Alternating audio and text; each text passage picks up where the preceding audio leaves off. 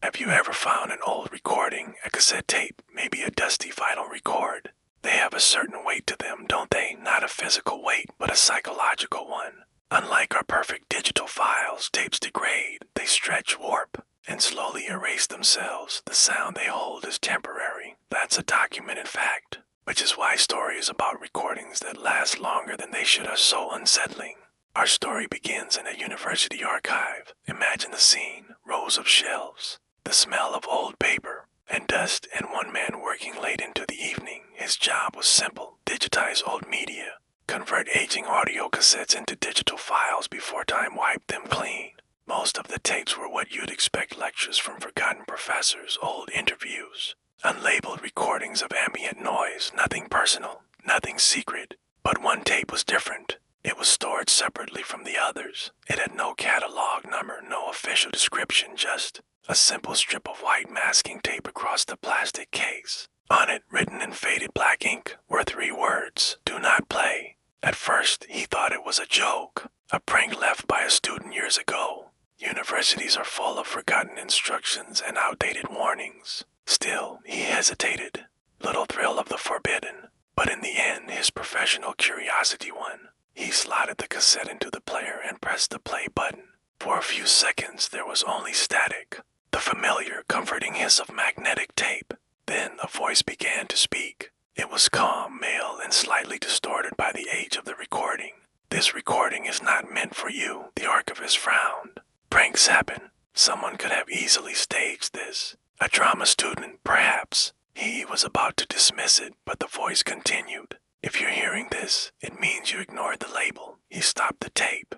The silence that followed felt heavy, and the room suddenly seemed smaller. He sat there for a long moment, his mind racing. He told himself the obvious explanation. It was just a pre-recorded suggestion, a clever warning designed to feel personal. Classic psychology. It was harmless. He took a breath and pressed play again. "This part always happens," the voice said, as if it had been waiting for him. "You stop.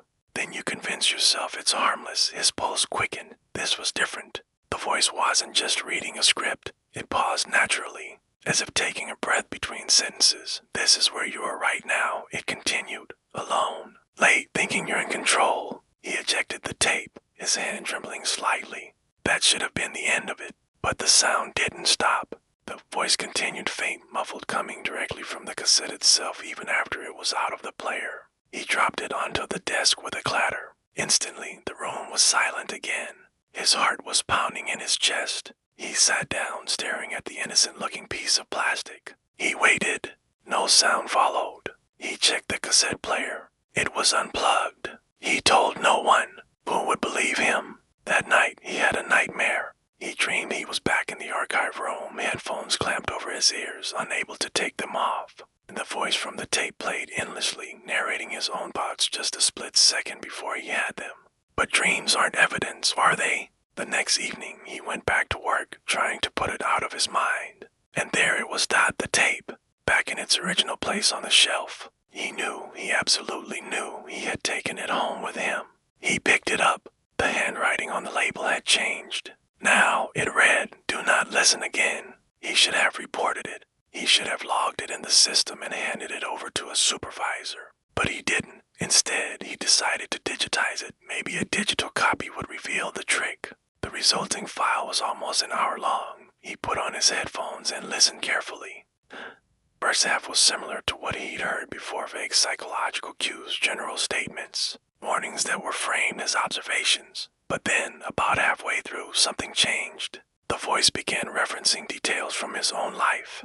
Not specific names or dates, but his habits, his thought patterns, private fears he had never ever spoken aloud to anyone. "This is where you usually stop listening," the voice said at one point. "You won't today." He ripped the headphones off his head. But the audio continued playing, this time through the computer speakers. Panicked, he tried to delete the file. The entire system froze. When it finally rebooted, the file was still there on his desktop, but it had been renamed. Now, it was called final_playback, WAV. He left work early that night and didn't look back. Later, an official check of the archive's logs would show something impossible. Tape had supposedly been digitized decades earlier, long before he was even employed there.